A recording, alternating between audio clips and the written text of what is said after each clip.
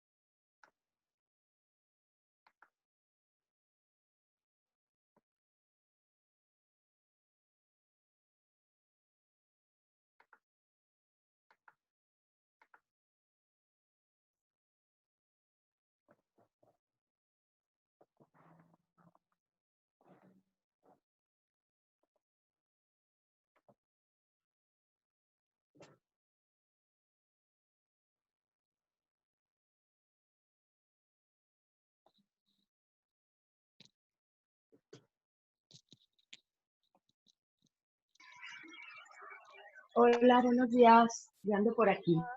Buenos días, gracias. Nada más, a ver que entren los demás. Creo que alguien más iba a entrar, ¿no? Creo que sí, Carisma. Ah, vale. Nada más le esperamos y ya comenzamos. Ok. ¿Cómo estás, Cris? Vamos a comenzar con la oración inicial. Vamos a encomendarnos. Ahora vamos a aprovechar que fue la fiesta del Espíritu Santo para seguir encomendándonos a Él, que abra nuestro corazón. En el nombre del Padre, del Hijo, del Espíritu Santo. Amén. Amén. Ven, Espíritu Santo, y llena los corazones de tus fieles y enciende en ellos el fuego de tu amor. Envía, Señor, tu Espíritu y todas las cosas serán creadas y se renovará la faz de la tierra. Oh Dios, que has instruido el corazón de tus fieles con la luz del Espíritu Santo, danos a saber rectamente la verdad y según tu mismo Espíritu gozar para siempre de tu bondad. Por Jesucristo nuestro Señor. Amén. Amigo San Juan Pablo II, Amén. ruega por nosotros. En el nombre del Padre, del Hijo, del Espíritu Santo. Amén. Muy bien. Pues vamos a continuar con algunos con los temas. Ya saben, si hay alguna duda, comentario o algo a lo largo, pueden ir haciendo las preguntas. Mientras les pido que tengan su micrófono apagado porque ya saben ustedes lo del ruido luego ambiental o los ruiditos que hay se escuchan muy fuerte en la grabación. Entonces, pero en cualquier momento pueden hacer preguntas y todo, ¿eh? O comentarios, Sí, aportaciones. gracias, Cris. Vale. Ok, sí, gracias. Pues entonces nos habíamos quedado en ver parte de este capítulo de Amor y Responsabilidad que se llama Justicia con el Creador. Y habíamos hablado sobre lo que es el matrimonio, sobre lo que es la monogamia, la indisolubilidad, lo que plantea Juan Pablo II, sobre lo que es el matrimonio y cómo esto tiene una relación no solamente, o sea, es una aportación como institución no solamente a los cónyuges, sino también a la sociedad y también con Dios, con nuestro Padre Creador. Y además también habíamos visto cómo Juan Pablo II va reforzando algunos de los criterios, digamos, o sea, Juan Pablo II va dando como criterios que nos pueden ayudar al discernimiento, porque lo que Juan Pablo II trata no es, o sea, un nuevo reglamento, una serie de reglas o reformar nada más que confiemos en la regla y ya, sino que entendamos tanto la experiencia humana como los fundamentos de la ética sexual cristiana. O sea, no solamente es entender los principios que nos dice la iglesia, sino también entender que las personas tenemos circunstancias, experiencias y que también necesitamos escucharlas. Y entonces cuando nos habla, como hablábamos la clase pasada, de la procreación, de la paternidad responsable, nos va planteando sí los fundamentos de decir por qué desde la iglesia se considera que los métodos naturales son el camino que favorece al amor. ¿Por qué desde tratar de tener esta armonía con la naturaleza? Y a raíz ya de tantos años también, no solamente en la época de Juan Pablo II, que comenzaba todo esto la popularidad de los métodos anticonceptivos, sino ahora que nosotros ya hemos visto los efectos de eso, o sea, reforzamos esta idea que viene diciendo la iglesia, que dice, no es el mejor camino. Y no es el mejor camino, no porque sea algo artificial, sino porque es algo que, digamos, en esta torcedura que tenemos, en esta inclinación que tenemos a torcer, a distorsionar el amor, esta cultura anticonceptiva no nos ayuda en nada, porque lo que nos hace es como si nos hiciera fácil el usarnos uno al otro. Y por esta torcedura del corazón que nos dice la teología del cuerpo, hacia eso nos inclinamos. Y entonces lo que necesitamos no es algo que nos haga fácil usarnos unos a otros o olvidarnos de que somos personas y no solo cuerpos, o tratarnos como objetos, sino algo que nos recuerde y nos eduque en el amor. Y entonces en estos principios que nos va proponiendo Juan Pablo II, es como este proceso de debemos educarnos en el amor constantemente. Y algo que pasa con el tema de la sexualidad es que, como la sexualidad, o sea, es cierto que todos los deseos, el impulso sexual, es algo que, digamos, está en nuestra constitución, en nuestra naturaleza. Parece como si cayéramos en la tentación de que no hay nada que aprenderle o no hay nada que aprender sobre eso, porque pues es algo que se da natural, ¿no? O sea, en la misma naturaleza nadie le enseña a los animales a procrear, o nadie les dice cuándo se despierte su instinto sexual, sino es un proceso natural. Y en los seres humanos también pasa eso. Y entonces Juan Pablo II nos dice, pareciera que caemos como en esta tentación de creer que ya no hay más que aprender con respecto a eso. ¿Por qué? Pues porque pues es algo natural, ¿no? Pues ¿qué le vamos a aprender? Se da natural, o sea, hay como un camino, ¿no? Que ya como si estuviera una naturaleza grabada y que solo nos toca seguirlo. Pero Juan Pablo II nos dice, es que somos personas. Y en ese ser persona, nuestra realización no está solamente en la realización de la parte biológica, natural que podemos realizar, sino también en la realización de todas las otras dimensiones, en conjunto, acuérdense, en unidad. Y entonces él dice, la sexualidad es igual, o sea, la sexualidad tiene una dimensión biológica, pero no es la única dimensión a atender. Tiene una dimensión de salud, pero no basta con eso. Entonces, en el escrito que les había comentado, en el que nos estamos basando, que explica muy bien las enseñanzas que da Juan Pablo II en Amor y Responsabilidad, el autor realiza como una especie de anexo a partir de ciertos comentarios que va haciendo Karol Wojtyla, Juan Pablo II, en el libro de Amor y Responsabilidad, y digamos que hace un concentrado muy interesante en esto que se llama Anexo, Sexología y la Ética. este PDF se los voy a mandar el día de hoy por el WhatsApp para que ustedes ya puedan tenerlo y es de todo lo que hemos estado viendo y platicando. Pero en este anexo de la sexología y la ética, como les digo, concentra algunas como de entre recomendaciones, orientaciones, comentarios para reflexionar que hace Juan Pablo II con respecto a algunos problemas y dificultades que puede haber en el tema de la sexualidad, los problemas de la pareja, etcétera. Entonces les voy a poner aquí compartir la pantalla para que puedan ver la presentación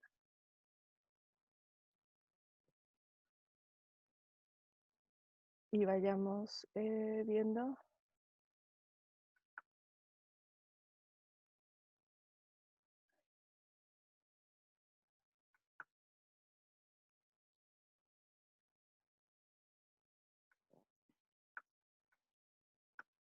Aquí está.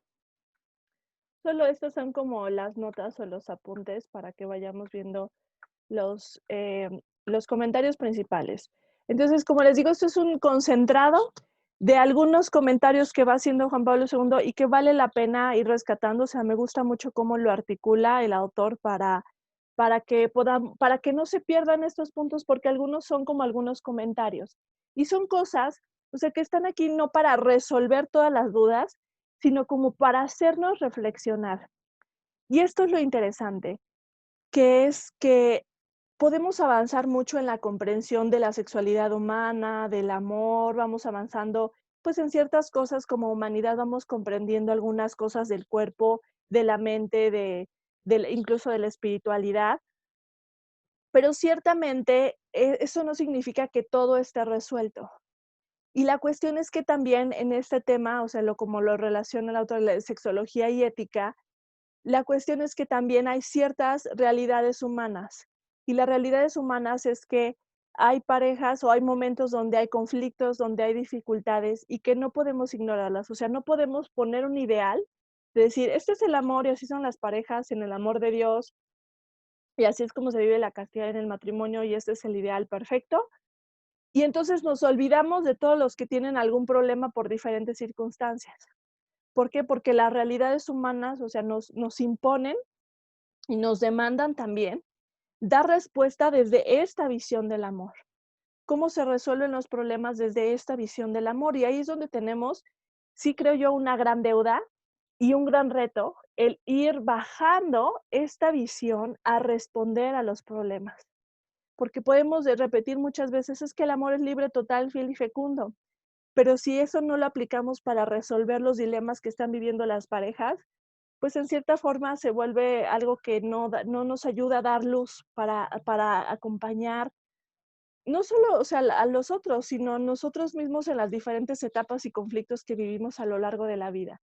Entonces, me parece muy interesante esto porque lo que va ayudando es, bueno, vamos primero a observar, o sea, acuérdense que Juan Pablo II tiene esta metodología que siempre parte de la experiencia humana, de escuchar la experiencia humana, de comprender lo que puede estar pasando en el corazón del otro, los pedazos de verdad o chispazos de verdad que hay en todas las experiencias humanas y rescatar eso.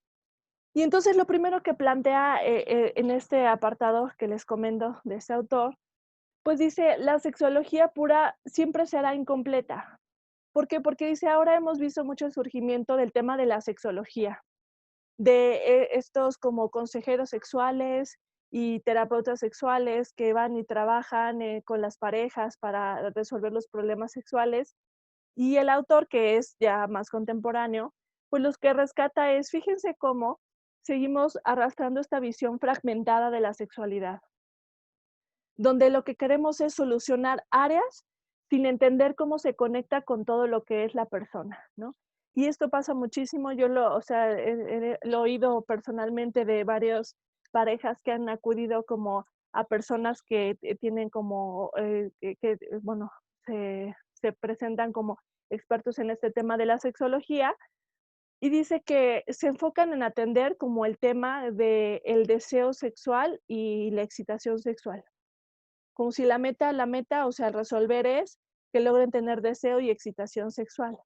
Y entonces, en esa meta de deseo y excitación sexuales proponen todo tipo de cosas y prácticas, porque la idea es obtener deseo y excitación sexual.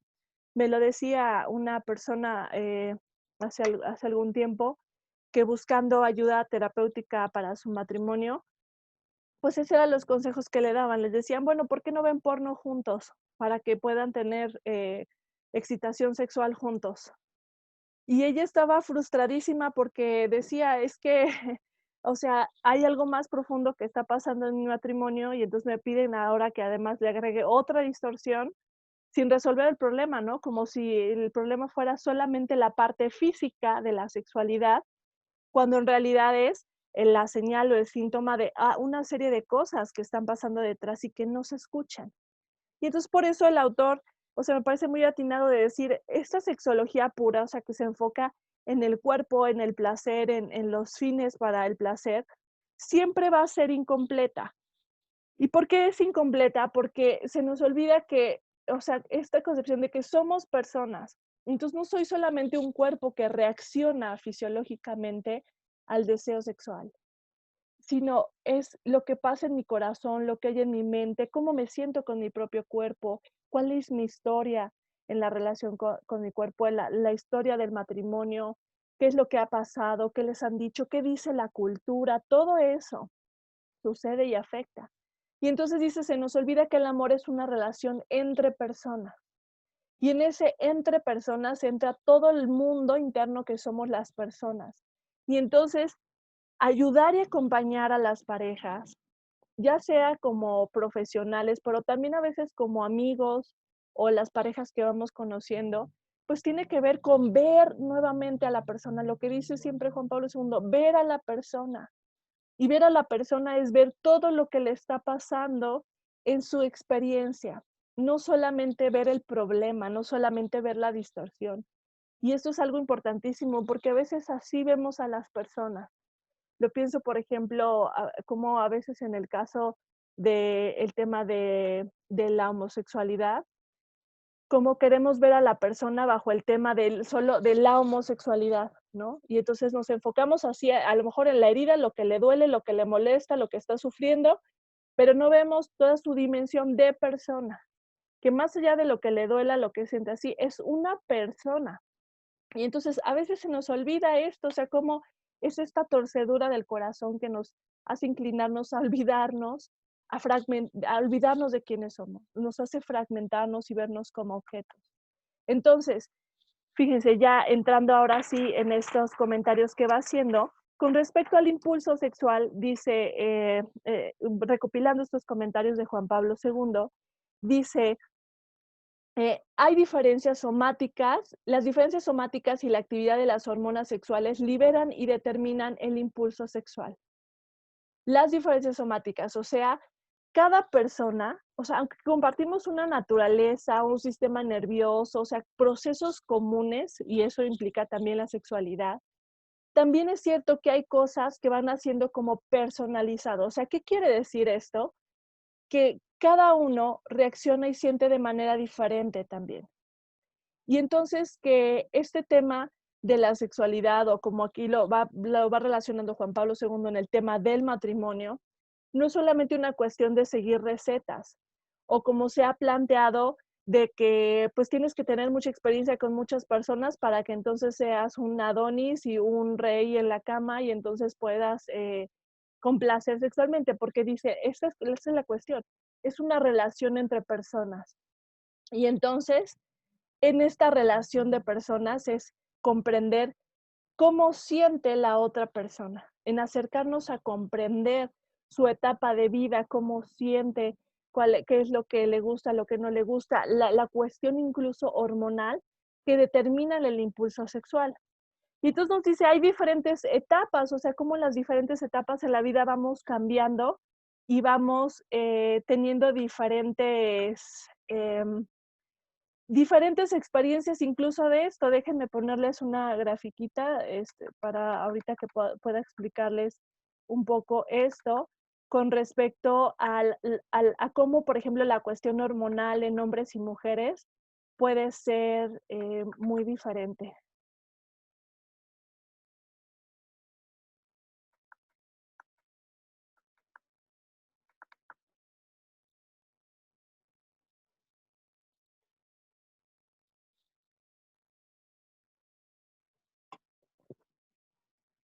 Permítanme, se está abriendo ahí.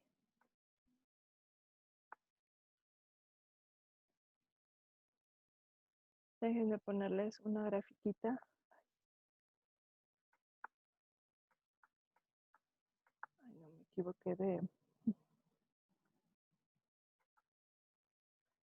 Ay, perdón, permítanme un momento.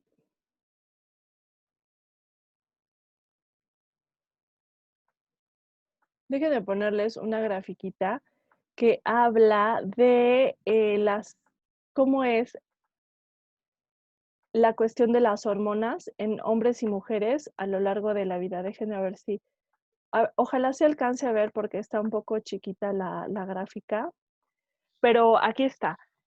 Este es el tema, o sea, de cómo va cambiando la cuestión hormonal en hombres y mujeres a lo largo de la vida. O sea, solamente como un ejemplo de esto que nos dice el autor, ¿no? Y entonces, aquí esta es el rango de edad, o sea, desde los 10 años más o menos que empieza la pubertad hasta los 90 o más años, como esto es el nivel de hormonas, nivel hormonal que hay de las hormonas que están aquí presentes. Cada una de las rayitas son las hormonas. Y entonces, fíjense cómo esta primera esta rayita azul que está aquí, es la testosterona en los hombres. Como vemos como en la adolescencia se dispara y hay una constante que permanece, va bajando, pero es, digamos, bastante constante y que va en picada con los años, pero que permanece, ¿no? Veamos, por ejemplo, esto es el estrógeno en las mujeres, la roja, esta rayita roja, como hay también se dispara en la adolescencia, como hay una curva que a lo mejor no se ve mucho, pero es una curva como un piquito, o sea, como de mucho más estrógeno. Luego hay como una especie de reducción más o menos, así como una curvita que hay alrededor de los 30 años, una pequeña curvita un poquito más hacia los 40, a los 50 años, para luego entonces llega la menopausia y como baja drásticamente. Y todas estas subidas y bajadas tienen un impacto en el comportamiento, en el cerebro, en la manera de relacionarnos, en el cuerpo. O sea, no es una mera cuestión biológica, sino las hormonas tienen un impacto hasta emocional. Y esto sería, digamos, como la ventana reproductiva, por ejemplo, de las mujeres. Vemos, por ejemplo, esto de los estrógenos en hombres, que los hombres también tienen estrógenos, aunque a un nivel mucho más bajo, como vemos aquí, estos son los estrógenos en hombres, como también hay una subidita entre los 10 y los 20 años, digamos en la etapa de la adolescencia, y en esa etapa, en esta etapa como hay una constante y también hay ciertas bajaditas y subidas, así ya más o menos alrededor de los 60 años empiezan como ciertas variaciones. La testosterona en las mujeres, que también las mujeres tenemos testosterona, aunque igual, o sea, al inversa como en un nivel mucho más bajo, aquí está, y como también va decreciendo. O sea, ¿por qué les pongo como ejemplo esto? Porque es lo que nos dice, o sea, el autor, o sea, hay diferencias somáticas y además diferencias en las etapas de vida de acuerdo a las hormonas y que estos, o sea, afectan no solamente la parte anatómica o fisiológica, sino también la experiencia del deseo del propio cuerpo, de la conexión con el otro. Y que entonces no es solamente una cuestión, o sea, como de costumbre o de práctica, sino de estar siempre renovando esta posibilidad de ver a la persona en qué etapa está, cómo se siente, qué tiene, qué le pasa en las diferentes etapas. Y entonces dice, o sea, poseemos diferentes umbrales de excitación sexual. ¿Qué significa esto? Que no reaccionamos de la misma manera ante los estímulos que lo despiertan. Y estas diferencias de constitución somática y fisiológica, Juan Pablo II la relaciona también a el cuerpo del hombre y el cuerpo de la mujer. O sea, tenemos una gran deuda en comprender cómo sentimos, cómo pensamos los hombres y las mujeres de manera diferente, no solamente en el tema sexual, sino en el tema de la conexión, en el tema de las emociones, en el tema de la receptividad, en el tema de la pasividad. Entonces, volviendo un poco ya acá a la presentación, dice, estos diferentes umbrales de excitación, diferentes etapas de la vida, de lo que nos habla es que hay diferencias entre las personas. Y esto es muy importante porque, volviendo a esta idea que les comentaba al principio, a veces se asume que en el tema de la sexualidad no hay mucho que enseñar porque como es un proceso biológico ya, o sea, va a suceder y ya, ¿no? Y sí, va a suceder y ya, pero esta es la cuestión que nos quiere señalar Juan Pablo II.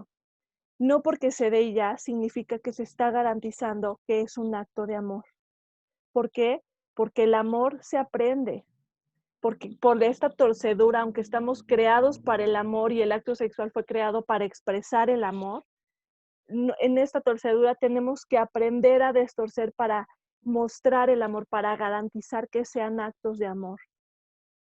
Entonces, este aprendizaje de cómo convertir las expresiones de la naturaleza sexuales, del impulso sexual y hasta de las reacciones sexuales, convertirlas en expresiones y actos de amor, es algo en lo que tenemos que acompañarnos y aprender. El acto sexual se va a dar solo y naturalmente, pero el aprendizaje del amor, eso es algo que tenemos que esforzarnos en aprender y en acompañar en otros en aprenderlo. Y entonces dice, eso es lo que está generando muchos problemas, que hemos descuidado esta parte y entonces, o sea, como es algo que se da naturalmente, pues hay ciertas etapas, por ejemplo, del matrimonio donde no hay problemas en el ámbito sexual, pero cuando empieza a haber otros desajustes y otros problemas emocionales o sociales o de la convivencia o del vínculo, es entonces cuando se reflejan también en problemas sexuales. Y esto es lo interesante, fíjense, dicen que hay unos estudios que hablan de cómo muchos de la razón por la que acuden las parejas a terapia es cuando tienen problemas sexuales, pero que cuando van indagando en su historia resulta que el problema sexual nada más es como ya el síntoma de algo que venía sucediendo, o sea, que desde hace años venían arrastrando problemas emocionales, de comunicación, de comprensión o incluso temas como de violencia y que termina explotando en el tema sexual. Entonces, fíjense cómo, o sea, el tema sexual puede ser algo que termina siendo como o una máscara que encubre otros problemas o que no deja ver otros problemas o un síntoma de algo mucho más profundo. Y es lo que nos dice Juan Pablo II, pues claro, si somos personas, si somos seres humanos integrales, o sea, no podemos decir que porque una área está bien, ya todo lo demás va a estar bien automáticamente, ¿no? E igualmente, cuando yo tengo algo que está desequilibrado en un área de mi persona, eso significa que también puede haber otros desequilibrios en los otros aspectos de mi persona. Entonces, con respecto a ciertos problemas del matrimonio y de las relaciones conyugales, el autor menciona cómo a veces hay cosas que se pueden plantear como un dilema entre la salud y la moral. Dice así, ¿puede oponerse la moral a la higiene y la salud del hombre y la mujer? ¿Pueden los imperativos de la salud física entrar en conflicto con el bien moral de las personas? Y entonces dice, a veces en estos temas de la sexología se pone como si se nos pusieran, como si todo se pudiera explicar bajo el tema de salud. Y entonces, si alguien te dice que lo hagas por salud, ya se tiene que hacer. Pero o sea, con estos principios que nos da Juan Pablo II dice, no, bueno, es que la salud es una dimensión de la persona. Y la salud, o sea, tiene que ser una visión de la salud integral, o sea, que estar bien en todo lo que yo soy, no nada más físicamente. Y entonces físicamente no es solamente la única dimensión que implicaría este tema de la salud y que por tanto decir que tengo que elegir entre algo que es sano o algo que es bueno, es algo que es dañino para la persona. O sea, lo que deberíamos buscar es alternativas sanas y alternativas que sean también moralmente buenas, porque eso es lo que me hace bien. Y les platico, por ejemplo, algunas recomendaciones que yo he escuchado que se les dan de, por ejemplo, que dicen, es que es sano que, no sé, por ejemplo, que el esposo o la esposa busquen otras parejas sexuales para que así practiquen o prueben o extrañen y entonces ya regresan con el cónyuge. Y dicen, es que es un tema de salud. Y es lo que nos plantea el autor. Si es algo que va a atentar contra la dignidad y el amor de las personas del cónyuge, no puede ser sano, jamás puede ser sano, ¿Por qué? Porque no solamente somos un cuerpo biológico, sino somos personas. Y entonces, dice, o sea, tenemos que, ahora con tanto de esta visión de la sexología que fragmenta y nos reduce a una parte meramente somática o fisiológica, pues dice, tenemos un montón de parejas que se les está orientando en torno a atender la cuestión, o ni siquiera atenderla, porque también ahí puede haber muchas distorsiones, pero digamos, como este ejemplo que les ponía, como lo importante es lograr que haya excitación sexual. Y logrando la excitación sexual, como sea, de cualquier forma, ya, significa que ya la pareja se mantiene y está muy bien, sí, olvidándonos de las otras cuestiones. Entonces, dice, retomando este principio de Juan Pablo II, es recordar el valor suprautilitario de las personas. O sea, las personas no valen por lo que dan, por lo que me dan, por lo que me sirven, por lo que yo puedo obtener de ellas, sino su valor tiene que ver con su dignidad de personas, independientemente de que me dé, me satisfaga, me complazca o me haga. Y entonces yo no puedo someter su valor sacrifico tu valor, tu dignidad o tu sentir de persona por mi placer, o por lo que yo necesito, o por lo que yo quiero, o por lo que yo, estoy buscando, porque eso sería una relación utilitaria de lo que ya hemos hablado.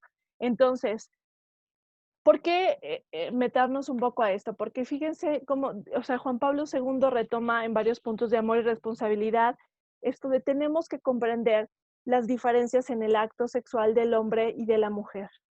¿Por qué? Porque hay varias cosas y distorsiones que tenemos que aprender a sanar y compensar. Entonces, fíjense cómo, o sea, voy a hacer un paréntesis, cómo Juan Pablo II, que comenzaba hablando de la cuestión de la ética utilitarista, de la dimensión de la persona, de las diferencias entre los dos sentidos de la palabra gozar, ¿se acuerdan cuando empezaba? Que habla del amor subjetivo, del amor objetivo, de la experiencia, del análisis ético del amor, o sea, todo este camino que hemos recorrido y al final, o sea, cómo terminamos hablando de cosas tan específicas. Y esto es lo que o sea, también lo que es una riqueza de amor y responsabilidad, que la vivencia del amor, de la ética del amor, no solamente son cosas abstractas que están en una nube flotando y que más o menos entendemos, sino son cosas que se bajan a lo práctico, que tienen que resolvernos, ayudarnos a resolver y a discernir el bien en las diferentes circunstancias que se presentan, en los actos humanos, en lo que vivimos todos los días. Y eso es lo valioso, o sea, que esta comprensión de esta ética del amor nos tiene que llevar aún a los pequeños actos cotidianos a vivirlos con mayor fidelidad a lo que es el amor, con mayor fidelidad a lo que es el valor y el bien de la persona. Y entonces, o sea, por eso es bajarlo hasta lo más íntimo y profundo de los actos humanos, porque ahí es donde se realiza el amor. No así en la clase abstracta que a lo mejor así queda como, ay, qué bonito es el amor, sino aquí en lo cotidiano, en el contacto, en cómo me relaciono, en cómo reacciono, en qué hago con lo que siento, con lo que pienso. Entonces, cierro el paréntesis y volviendo a este tema de comprender las diferencias en el acto sexual del hombre y de la mujer, fíjense algo muy importante que dice, y suena fuerte, o sea, ahora que lo he estado como repasando para la clase, o sea, suena fuerte de decir, fíjense cómo en estas diferencias, el acto sexual, o sea, el hombre dice, tiene un papel activo en este sentido, o sea, que dice, la mujer, o sea, puede en el acto sexual no tener un papel activo y aún así realizarse de alguna forma el acto sexual. O sea, que la mujer puede estar, o sea, no queriendo participar o participando a medias, y aún así se puede realizar el acto sexual. No estoy diciendo que sea bueno, solamente que así podría realizarse. Ujú. A diferencia del hombre, o sea, el hombre, digamos, tiene un papel activo porque él, o sea, digamos, para que se realice el acto sexual entre el hombre y la mujer, el hombre siempre tiene que, digamos, poder realizar el acto completo sexual. Ujú. incluso hasta la fase de excitación sexual más alta, o sea, del orgasmo. Entonces, eh, esto es lo que nos dice Juan Pablo II. Fíjense el cuidado que debemos de tener por las distorsiones que puede haber. Esta pasividad que puede haber en la mujer o esta falta de repulsa, o sea, puede ser que la mujer no se sienta dispuesta o con ánimo o que no quiera, pero el hecho de no rechazar o de no hacerlo explícito, podría ser que se realice el acto sexual, donde incluso puede ser que no sea su voluntad participar, estando incluso, o sea, estando inconsciente, como lo vemos en la violación. Y entonces, ¿qué puede decir eso? Que entonces en el acto sexual debe haber un especial y extra cuidado de comprender a la persona y cuidar su interioridad, especialmente de la mujer. ¿Y por qué especialmente de la mujer? No es porque el hombre no importe, sino por esto de que les digo que el acto sexual puede en la mujer realizarse incluso cuando ella no se sienta bien o no quiera o esté con dudas o se siente insegura, a diferencia del hombre. O sea, y esto es una respuesta sexual. O sea, el hombre puede realizar, o sea, si logra, o sea, tener como su respuesta sexual, puede realizar el acto. O sea, digamos, así, ¿no? Pero la mujer puede participar en el acto sin que sea su voluntad y sin, o sin lograr, por ejemplo, nada de placer. Y entonces, fíjense, o sea, ¿por qué toca esto? Porque dice Juan Pablo II, aquí es donde entran los principios personalistas y del amor.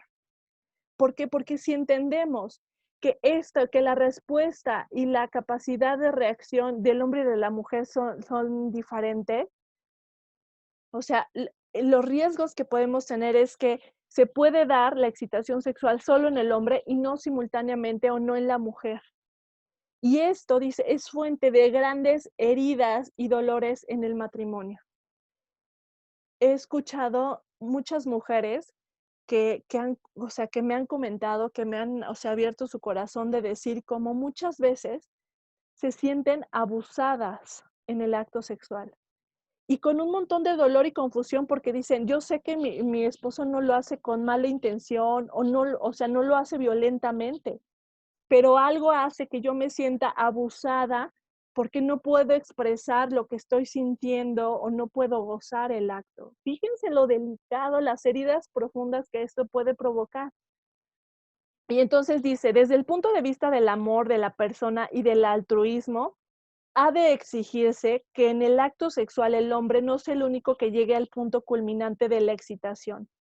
Esto debe darse con la participación de la mujer, no a sus expensas. O sea, dice, tenemos una cultura muy dañina que le ha enseñado a las mujeres que tienen que fingir en lugar de expresar lo que necesitan y lo que sienten, y a los hombres que muchas veces que tienen que ignorar y no darse cuenta. O sea, somos hombres y mujeres, somos diferentes.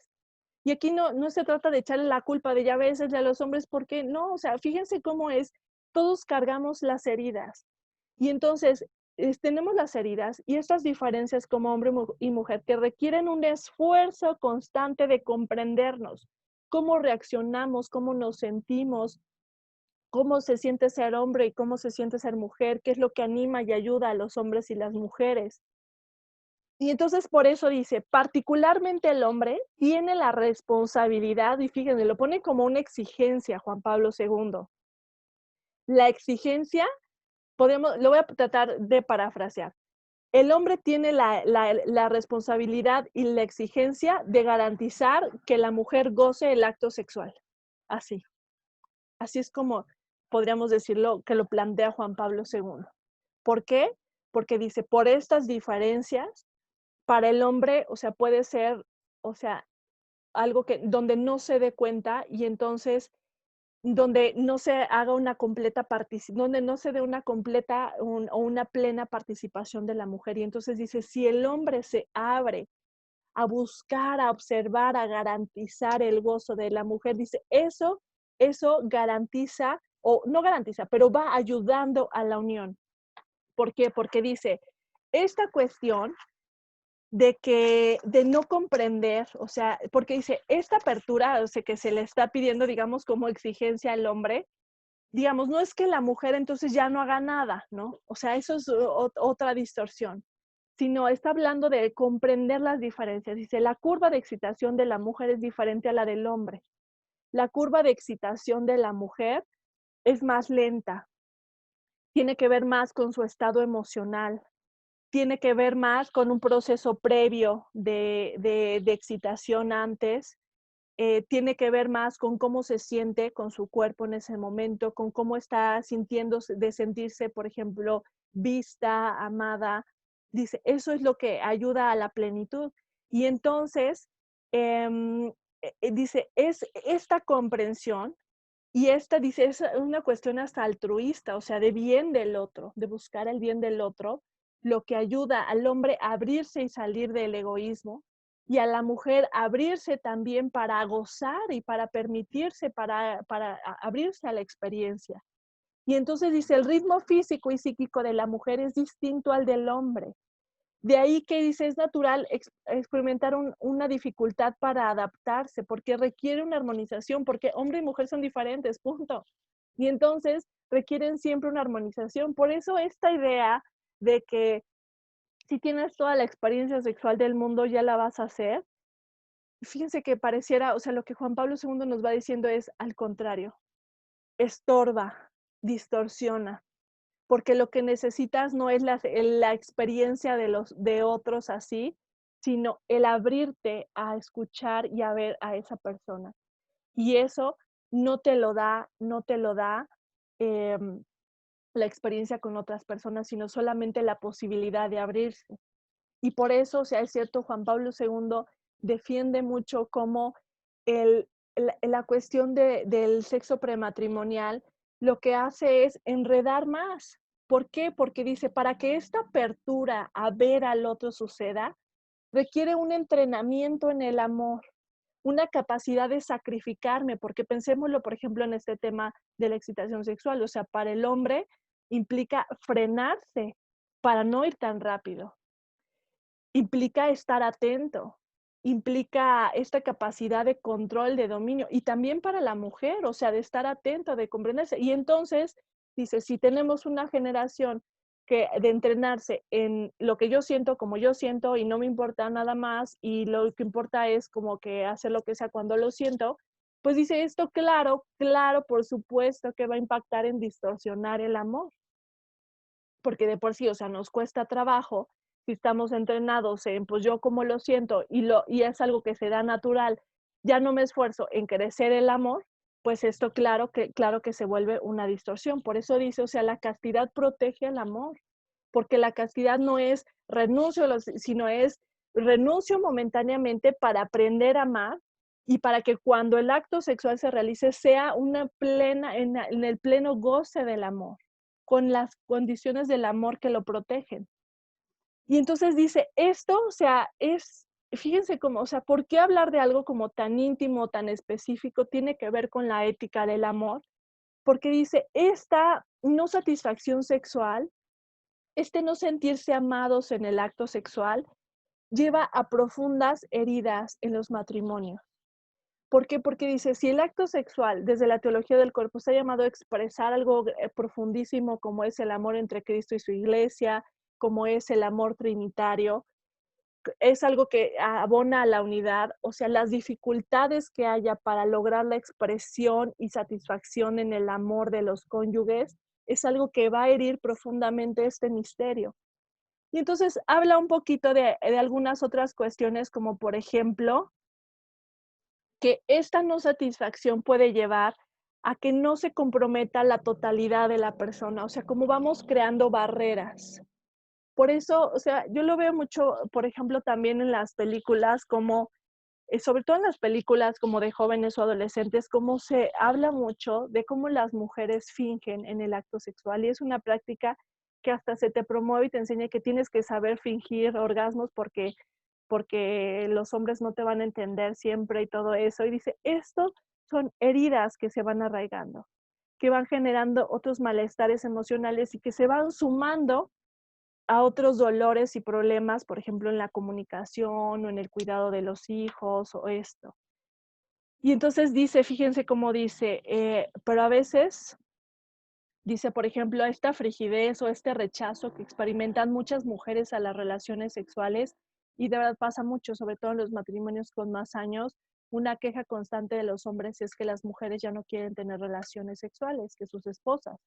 Y entonces dice, esta frigidez puede ser una cuestión de algún problema emocional o alguna herida o algo de cerrazón de la mujer por su historia, o dice también puede ser el resultado del egoísmo del hombre, que dice que en la búsqueda a veces brutal de su propia satisfacción, no comprende los deseos de la mujer ni las leyes del proceso sexual que en ella se desarrolla. La mujer empieza entonces a rehuir de las relaciones sexuales y a sentir repugnancia frente a ellas, lo cual es tanto o quizás más difícil de dominar que el impulso sexual. Y dice, estos son heridas que van dando origen a la indiferencia, a la hostilidad y a la degradación del vínculo en el matrimonio. Y entonces dice, a veces también, o sea, pasa que esta insatisfacción, o sea, se puede vivir como algo que lastima el orgullo del hombre, ¿no? Que algo que hiere al hombre. Y entonces dice, lo que debemos buscar no es solamente, o sea, no se trata de una cuestión de orgullo o de lastimar al otro, de no me satisfaces o de eso, sino de también entender al otro, de entender lo que le puede doler o preocupar. Y entonces dice a veces esta cuestión de fingir satisfacción, lo que hace es mantener este círculo de heridas. Y entonces dice, la educación sexual que deberíamos estar promoviendo es inculcar en los esposos la convicción de que el otro es más importante que el yo. Y esto no se refiere a una anulación de tu persona, sino dice, cuando tú pones, acuérdense lo que dice Juan Pablo II, es, hago tu deseo tan mío y lo busco satisfacer como si fuera mi deseo. Hago deseos legítimos, por supuesto. Hago tu necesidad, la tomo como si fuera mía y la busco satisfacer como si fuera mía. Tomo tus heridas y las busco sanar como si fueran mías. Tomo lo que tú necesitas, tus deseos, tus anhelos de tu corazón y los hago tan míos como si fueran propios, como si hubieran salido de mí.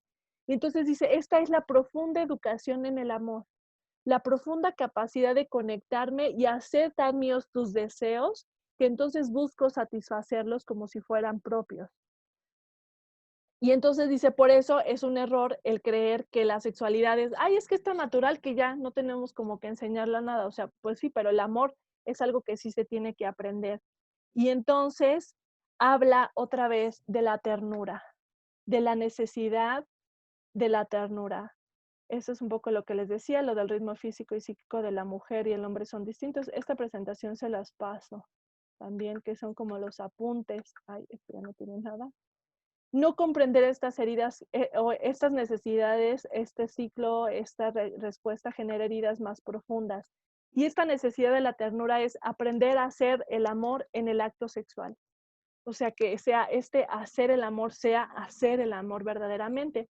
Y les quiero aquí compartir de una página, está en Instagram, les voy a sacar foto a algunas de las publicaciones que, que tienen, porque se llama Somos Hechos del Amor.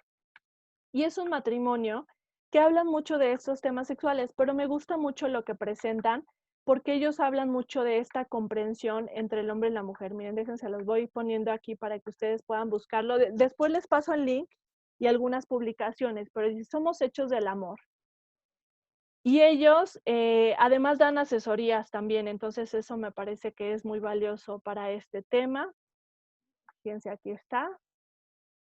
Ellos son un matrimonio, entonces lo hablan también desde la experiencia. Por ejemplo, hablan mucho como de la dinámica de la relación del hombre y de la mujer. Veamos, por ejemplo, esta publicación. ¿Pretendes conseguir lo que necesitas privando a tu pareja de lo que ella necesita? Cristi, Mande. Perdón, es que veo, tu pantalla la veo pero muy grande. ¿Soy yo o no se ve bien? Porque nada más veo las orillitas Ah, las de la orillitas. pantalla que estás poniendo. O sea, veo pedacitos. Ahorita ya la veo mejor, pero no alcanzo a ver como toda tu pantalla. No, sí, nada más pedacitos. Sí, estoy como con ok. un cuadrito. Sí. Ok, está bien, perdón, gracias. No, sí, tienes razón. Mira, buena idea. Es que es un tipo de compartir pantalla, pero tienes razón. Voy a ponerle completo para que se pueda ver mejor esta página. Ay, no, creo que Ay, sí, muchas gracias. sí se veía, ya. ¿Completo, Ahí. sí? Aquí, esta es la página de Instagram. Perfecto. Ay, déjenme mover este cuadrito para acá. Por ejemplo, ¿cómo pedirle a tu esposa que satisfaga lo que necesitas? Y entonces dice, aquí en la publicación aquí te compartimos una guía con algunos ejemplos como en el manejo de los hijos, la intimidad y las labores. Y entonces déjenme ver cómo le puedo bajar para que se pueda ver. Ay, ¿dónde está? No sé si aquí por la computadora no se pueda ver. Ah, no, perdón, es que aquí viene, perdón, en la publicación. Frente a la gratitud, cuando te quejas de mí delante de la familia, cuando te quejas de mí delante de la familia o amigos, lo tomo como falta de respeto. Cada día quiero agradarte, que lo notes y lo valores. Esto es como desde la perspectiva del hombre. Frente a las labores, cuando criticas la forma como hago las cosas, lo siento como falta de respeto. Admito que cometo errores, pero también quiero que reconozcas las veces que lo hago bien. Frente a los hijos, cuando tomas decisiones sobre nuestros hijos, tú sola, me parece irrespetuoso. Por favor, inclúyeme y decidamos juntos. Frente a la intimidad, cuando me dices que no quieres tener relaciones sexuales conmigo, me bloquea como lo hace una falta de respeto. Entiendo que estés cansada, pero quiero que sepas que te amo y te necesito. ¿Estos ejemplos te fueron útiles? Coméntanos.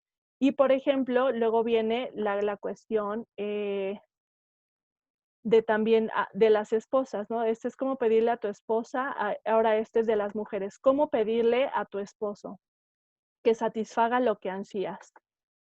Frente al tiempo, cuando trabajas tanto siento que no quieres estar conmigo. Comprendo que debes trabajar, pero también necesitamos pasar tiempo juntos. Frente a la confianza, cuando no me contaste lo que sentías el otro día, sentí que no confiabas en mí. Sé que hay decisiones difíciles y me gustaría que las tomáramos juntos. Frente a la escucha, cuando me diste una solución rápida a lo que te estaba contando, no me sentí realmente escuchada. Algunas veces solo quiero sentir que estás aquí. Frente a los acuerdos, cuando me dijiste no se hable más del asunto, me dolió mucho. Estoy dispuesta a poner de mi parte para escucharte y comprenderte y que acordemos el tema. Frente a la fidelidad, cuando te refieres a otras mujeres como muy bonitas, me siento celosa. Quiero sentirme segura de que solo me amas a mí como yo te amo a ti. Frente a la prudencia, cuando haces comentarios en público sobre mi rol como esposa o madre, lo siento como falta de amor. Sé que no soy perfecta y cometo errores, pero necesito escuchar tus palabras cuando lo hago bien. Así. Y hay otros, o sea, que tiene que ver, por ejemplo, de lo que ellos dicen versus lo que ellos sienten, o sea, como de la comunicación, el ciclo virtuoso del amor, por ejemplo, vamos a ver el ciclo virtuoso del amor. El amor de él motiva, a lo mejor no se ve muy bien porque está muy clarito, pero aquí hay una flecha que dice, el amor de él motiva y una flecha, el respeto de ella. Y al mismo tiempo, el respeto de ella, aquí hay otra flecha, motiva el amor de él. Y entonces así es el ciclo. El amor de él motiva el respeto de ella, el respeto de ella motiva el amor de él. Y entonces dice, el amor es la lengua materna de la mujer y el respeto es el valor más arraigado en un hombre. Por ende, darle respeto es la clave para motivarlo. Ella anhela ser la primera en importancia para él anhela ser el primero en importancia para ella. Y aquí te pone la referencia. ¿Por qué les pongo este ejemplo de estas publicaciones? Porque a mí me parece que ellos, o sea, trabajan mucho en en esta comprensión de lo que es la diferencia en el cerebro, en la respuesta sexual de hombres y mujeres, y cómo esto es fundamental para comprender, para mejorar la comunicación, la entrega, la donación, la resolución de los problemas. O sea, siempre a partir de la diferencia, de comprender las diferencias en la percepción, en la manera de comunicar. Entonces, por ejemplo, hay otras publicaciones de, ¿sabes ¿sabes qué es lo que ellas ansían en una relación? Amor. ¿Sabes qué es lo que ellos necesitan en una relación? No es eso que pensaste, piensa, te va a sorprender. Lo que ellos necesitan en una relación es respeto. Y entonces, así a partir de esta comprensión, no sé, eso se los recomiendo por si ustedes tienen Instagram o alguien que tenga una cuenta de Instagram, pueden irlo viendo porque de verdad cada publicación es valiosísima en torno a esto, ¿no? O sea, habla, por ejemplo, de los acuerdos antes de casarse, de los acuerdos después de casarse, de cómo discutir, cómo hablar de los diferentes temas, pero siempre a partir de la comprensión de la diferencia. Y esta es la lógica que nos quiere proponer Juan Pablo II. Es todo a partir de la comprensión del otro, de comprender que el otro es diferente, que tiene diferentes necesidades, que tiene diferentes heridas, y entonces que no se trata de de someter, ¿no? O incluso como a veces nos lo han presentado como una cuestión de a ver quién tiene la mejor técnica o eso, que esa es la crítica que le hace el autor recopilando estos comentarios de Juan Pablo II, es la crítica que hace el autor a la sexología moderna que nos venden, que busca resolver solamente la cuestión de la respuesta física sin entender todo lo demás que puede haber profundo. Ahora, volviendo ya a la presentación para ver los últimos puntos. Hechos del amor, dices, Edna. Así es, o sea, y cómo todo esto es lo que alimenta, no solamente la cuestión de la cuestión sexual, sino todas las dimensiones de lo que es la pareja. Y es lo que nos dice Juan Pablo II, o sea, cuidemos todas las dimensiones de nuestra persona en las relaciones, siempre, o sea, no sacrifiquemos unas por otras. Déjenme volver aquí a la presentación con esto de la necesidad de la ternura. Por eso les dice, la ternura es fundamental porque si se acuerdan, nos decía Juan Pablo II que la ternura tiene que ver con la capacidad de abrirme a los estados del alma del otro y mostrar, te veo y como te veo te atiendo, porque ya vi lo que necesitas, ya vi que estás triste, ya vi que hoy te sientes inseguro, ya vi que hoy estás cansado, ya vi que hoy te sientes amoroso, ya te vi. Y como te veo, respondo a lo que estás sintiendo. No es una respuesta automática, sino es una respuesta de te veo a ti, te reconozco. Y entonces vuelve a reforzar, retomar algunos puntos de lo que ya hemos visto de la paternidad responsable, donde dice la paternidad responsable y esta visión que promueve la Iglesia es aprender y amar el cuerpo. Y de verdad es por eso, dice, o sea, los métodos naturales lo que aportan, una de las grandes ventajas entre muchas otras es que enseñan a amar y reconocer el propio cuerpo.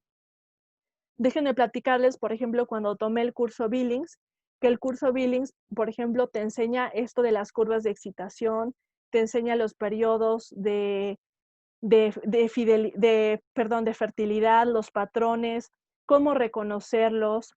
Y entonces es una cuestión de verdadero empoderamiento del cuerpo. Cuando hablan eso del empoderamiento del cuerpo de las mujeres, yo creo que eso es el verdadero empoderamiento. O sea, de verdad yo les puedo decir en esa experiencia de conocer estos métodos, cómo, o sea, es tanto el conocimiento que tienes de tu cuerpo que de verdad, o sea, yo les puedo decir en qué momento de mi ciclo estoy, cuándo soy fértil, puedo decirles en qué momento hormonal estoy y entonces de ese momento hormonal yo puedo saber qué es lo que ahorita me puede, por ejemplo, qué es lo que puede afectarme más, cuándo soy más fuerte, cuándo soy más susceptible de ser herida. Por ejemplo, por la cuestión hormonal se sabe, por ejemplo, que después del periodo de ovulación, hay un periodo donde por las hormonas que están presentes las mujeres somos más activas, tenemos más energía, nos sentimos mejor, somos mejores para tomar decisiones. ¿Por qué? Porque la parte racional de la mujer, digamos que está más activa. Pero si es antes de la ovulación es al revés, la parte racional es como si bajara y la parte emotiva sube. Entonces, en ese periodo antes de la ovulación, somos más sensibles, somos más susceptibles, observamos mucho más y entonces todo nos afecta mucho más. Y entonces ese es el empoderamiento, que si yo puedo comprender mis propios estados, puedo también comunicarlos al otro y decir, ahorita este tema no lo puedo abordar porque ahorita esto a lo mejor me duele o no lo puedo ver con claridad, me espero unos días y entonces puedo verlo desde una mejor óptica, comprendiendo los estados. Y esto no es una debilidad de la mujer, sino, o sea, yo hasta lo veo como un don, o sea, la capacidad de transitar, pero esto de transitar por diferentes estados que me permiten tener diferentes experiencias del mundo. Pero para esto necesitamos comprender el cuerpo, comprender las hormonas, comprender los ciclos fértiles, y es lo que nos dice Juan Pablo II. La mentalidad anticonceptiva nos ha vendido que con una pastillita ya no tienes que comprender tu cuerpo, que ya no tienes que observar tus signos, que ya no tienes que hacer el esfuerzo.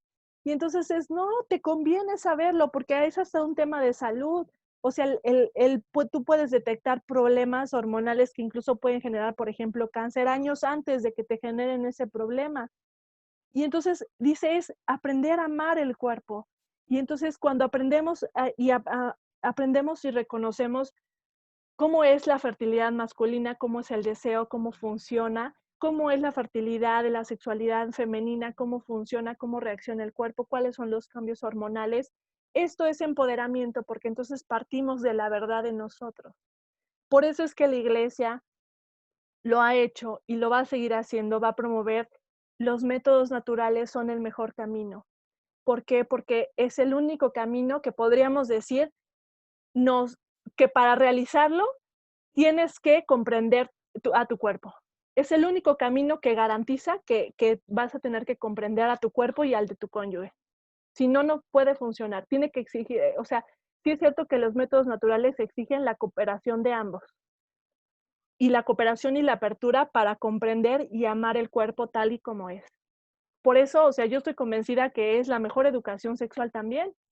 Si esto nos enseñaran a los hombres y las mujeres cómo funciona nuestro cuerpo, estaríamos menos peleados con esto, con lo que somos y con lo que sentimos. O sea, cómo a veces estas soluciones que nos dan, pues enmascaran y en lugar de enseñarnos a comprender qué es lo que nos está pasando y por qué nos pasa, pues nada más lo quiere cubrir, ¿no? Y esto es una de las críticas, se las comparto, que le han hecho mucho, por ejemplo, a estos tratamientos, por ejemplo, cuando las mujeres tienen quistes o tienen cólicos menstruales muy fuertes, que dicen, bueno, tómate estas pastillas anticonceptivas para que se regule, pero dicen, en realidad no están regulando tu ciclo ni resolviendo el problema de fondo, nada más lo están enmascarando. Y entonces al final, o sea, la pregunta es si eso es un verdadero beneficio. ¿Por qué? Porque la cuestión es que si hay algún problema de cólicos muy fuertes o de, o de quistes, es porque hay un problema que probablemente sea hormonal y que no se está resolviendo con los anticonceptivos, sino solamente se está parchando. Entonces, bueno, esto se los comparto como una crítica que se hace, que se dice, vayamos al verdadero origen de las cosas y enseñemos y promovamos que lo mejor que podemos hacer es conocer, amar y respetar nuestro cuerpo, como la mejor educación sexual, y conocer, amar y respetar la naturaleza y el cuerpo del otro. Y entonces dice, esta es la ventaja, o sea, el profundo conocimiento del cuerpo de la mujer y del hombre, que ayuda a este proceso, o sea, comprendernos entre hombres y mujeres requiere un esfuerzo porque somos diferentes, porque pensamos y vemos el mundo de una manera diferente. Y entonces tenemos que abonar a todo lo que nos ayude a comprender estas diferencias. Ahora, finalmente, ya solamente algunos comentarios respecto a la psicopatología sexual y ética. Fíjense que me gustó mucho algunos puntos que trata este libro que va concentrando, que dice, a ver, en el tema, o sea, hay que entender que una cosa son los problemas y dificultades que puede haber en los matrimonios en las diferentes etapas, en esa cuestión de la cuestión emocional, sexual, y otra cosa son las patologías que puede haber, o sea, ya casos donde hay una herida más profunda que entonces afecta gravemente. Por ejemplo, el tema de una adicción sexual. O sea, una adicción sexual es un tema que ya tiene que ver con una herida más profunda, una herida emocional. Y que entonces ya no es solamente de vamos a echarle ganas y salir adelante. O sea, esa es una parte, pero ya se requiere una ayuda profesional. Y entonces también tenemos que ayudar a las parejas a discernir cuándo requieren una ayuda profesional, o sea, qué es lo importante de esta ayuda. Y fíjense, en este tema recopila algunas cuestiones que se deben de sanar. Y fíjense, yo estas cuando las estudiaba, pensaba en que esto es algo que debería ser parte de la educación sexual y que tenemos que sanar en todos, no solamente en las personas que tienen una patología sexual, pero fíjense cómo en alguien que tiene ya un trastorno es algo particularmente presente. Entonces, fíjense, dice, el punto número 1, eliminar los sentimientos de que el impulso sexual es un mal. Y dice, reemplazarlo por la convicción de que las reacciones sexuales son absolutamente naturales. O sea, sí es cierto esto de que hemos crecido con la idea de la culpa ante las reacciones. Acuérdense lo que nos decía, las reacciones sexuales naturales. Y es lo que nos decía Juan Pablo II. O sea, responder a la atracción, el sentir, no es lo mismo que experimentar, que querer. Ujú. Y entonces, tenemos que enseñar que esta reacción que tenemos hacia lo bello, hacia la cuestión, o sea, esto que podemos sentir tanto en lo sensual como en lo emocional, de la reacción natural, es algo que es parte de lo humano. Y que sí, muchas veces, muchos de los problemas sexuales o de las enfermedades sexuales tienen que ver con una cuestión de culpa y distorsión de que esto que experimento y que siento es algo malo, es algo que me hace sucio, malo, pecador, terrible, enfermo, etcétera, ¿no? Y entonces dice, es algo que se tiene que sanar. Luego dice, liberar la creencia de que las reacciones son determinantes y que jamás podrán dominarse. Dice, esta idea es profundamente dañina, o sea, fíjense cómo es algo que se promueve en la cultura. Esta idea de que quién se puede aguantar, o sea, eso es algo natural y no se puede evitar y que, o sea, qué enfermos los que se aguantan las ganas, que, o sea, cómo se promueve una cultura de que habla como de un impulso irrefrenable, que no se puede controlar, que no se puede hacer nada. O sea, muchos de los casos que hay de abuso sexual en los juicios, o sea, cuando se hacen todo este proceso, lo que dicen es que no me pude frenar, es que no me pude aguantar las ganas, es que no pude pararme. O sea, entonces, ¿cómo, o sea, esta mentalidad de que el impulso sexual no es algo que se puede controlar, es algo que enferma a las sociedades y enferma a las parejas también? Entonces, por eso, o sea, la castidad defiende la idea de que somos libres y podemos tener autodominio, y que este autodominio es lo que nos hace capaces de donarnos verdaderamente en el amor. Por eso pelearse con la castidad, pues es también pelearse con una sociedad sana que puede controlar sus impulsos y puede responder a ellos de manera libre e inteligente y amorosa.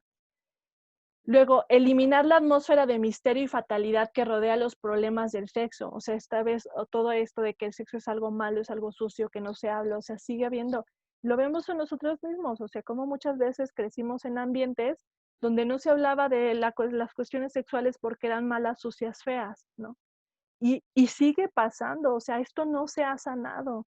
Y entonces, mientras tengamos esta herida de la sexualidad como algo feo, malo, sucio, que no se habla, que no se aborda, pues vamos a seguir teniendo muchas patologías y distorsiones sexuales en los matrimonios y en todos lados. Y claro, acuérdense que Juan Pablo II nos dice, esto no se trata, acuérdense que Juan Pablo II nos habla de la castidad, del valor del pudor y de la modestia.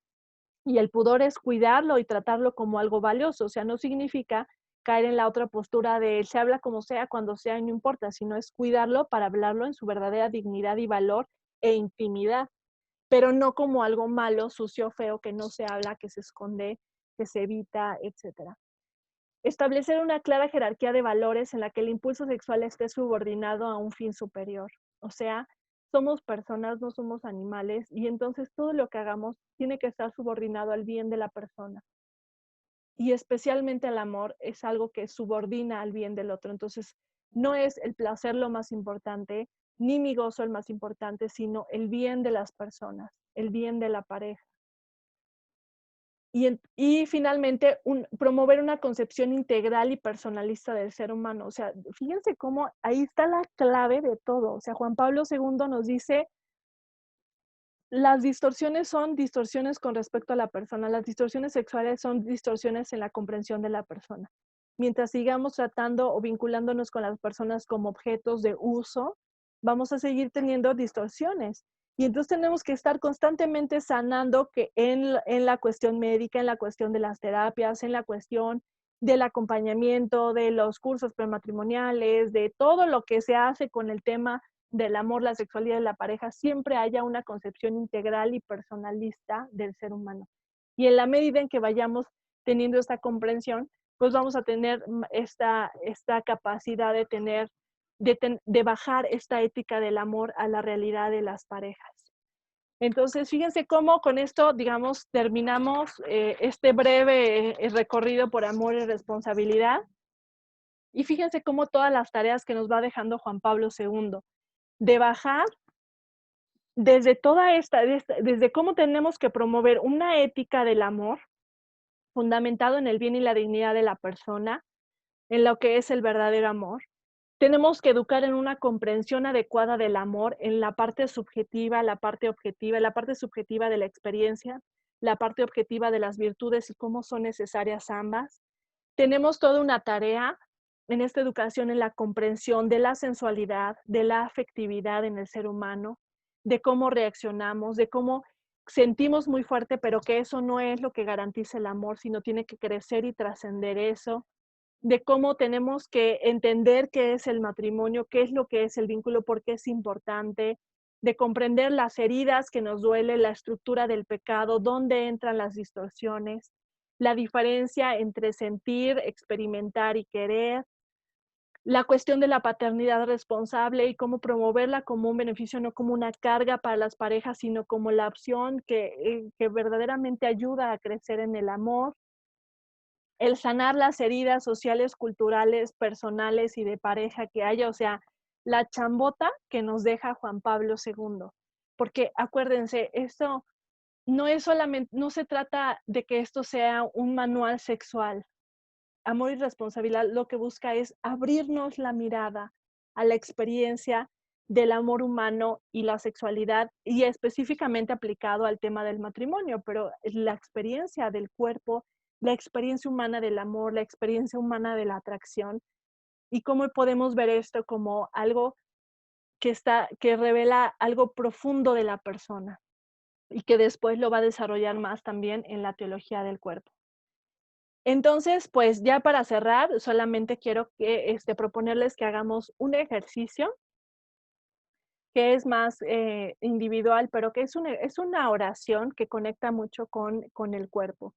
Es una oración que no tengo por aquí el libro, pero les mando la portada, donde es un ejercicio que conecta las reacciones corporales, la respiración del cuerpo con la experiencia de abandono espiritual en Dios, del ser humano. Entonces, es muy sencilla, solamente está en 3 pasos. O sea, algo que básico que todos los seres humanos sabemos hacer es respirar, y si así como respiramos podemos estar orando, porque también es algo que está profundamente arraigado en nuestra naturaleza, la parte espiritual. Entonces, este ejercicio consta de 3 pasos, que es eche. Eche significa aquí estoy. De hecho, en las traducciones, por ejemplo, griegas de la Biblia, cuando Poncio Pilato presenta a Jesús, dice eche homo, o sea, es he aquí el hombre. Por eso es eche, significa he aquí o aquí estoy. Luego, el segundo paso es fiat, que fiat es un acto de confianza, es como este acto donde María dice, hágase en mí, es el acto de confianza por excelencia porque estamos evocando este acto de confianza de María, de confianza plena y total en Dios, fiat. Y el último paso es Magnificat, que es como este momento donde la Virgen María, al encuentro con su prima Isabel, glorifica y da una alabanza a Dios. Entonces lo que vamos a hacer es eso, vamos a hacer un momento de eche a través de la respiración, donde nos reconocemos así como estamos tal cual, con las heridas, miedos, dolores, todo, de fiat, de abandono y de confianza en Dios y de alabanza. Muy sencillo con la respiración, para que podamos hacerlo siempre. Y que me encanta porque me parece que es súper teología del cuerpo. Entonces, fíjense, cuando nosotros respiramos, hay un momento donde llenamos nuestros pulmones Podemos hacerlo ahora y luego soltamos el aire. Y cuando vamos soltando el aire, vamos exhalando, hay un momento donde se nos va agotando el aire y sentimos esta necesidad de que nos falte el aire, de volver a respirar. En ese momento donde vamos soltando el aire y vamos sintiendo esta necesidad, dice, es este momento donde nos reconocemos como Eche. He aquí, aquí estoy, necesitado, queriendo más, con mis heridas, con mis dolores, así como estoy, como me siento en este momento, con mi estado emocional, como esté mi cuerpo, si algo me duele, es Eche, aquí estoy, en ese momento donde voy exhalando y se me va acabando el aire. Y me reconozco y es Eche. Y ahora cuando voy exhalando, dice, es un momento de apertura. Me reconozco primero, pero no me quedo aquí en mi miseria y en mi dolor, sino me abro a recibir la misericordia de Dios. Y en un acto de confianza como María, empiezo a exhalar y al momento de exhalar, empiezo a decir fiat. Y exhalar y pienso en el fiat, en el acto de confianza donde recibo la misericordia de Dios, donde confío que pase lo que pase y haga lo que haga, esté como esté, puedo recibir y confiarme en su misericordia. Y entonces al exhalar, al inhalar, y entonces un último momento cuando vuelvo a iniciar la exhalación, suelto el aire y entonces es el momento de alabanza y te alabo. Entonces otra vez empieza, es cuando se me va acabando el aire, me reconozco, es Eche, tomo aire, me abro a la misericordia, es fiat, y ya una vez que he recibido puedo alabar a Dios, Magnificat. Son esos 3 momentos con la respiración, Eche, se me acaba el aire, me siento necesitado, fiat, recibo la misericordia de Dios y le inhalo, Magnificat, suelto, confiada en que puedo alabar a Dios porque está conmigo. Eche, fiat, Magnificat. Una pequeña oración que es profundamente conectada con nuestro cuerpo, con lo que es nuestra experiencia, que podemos hacer en cualquier momento. Tanto como respiremos, la podemos hacer en todo momento. Pues con esto cierro y pues muchas gracias. Ahora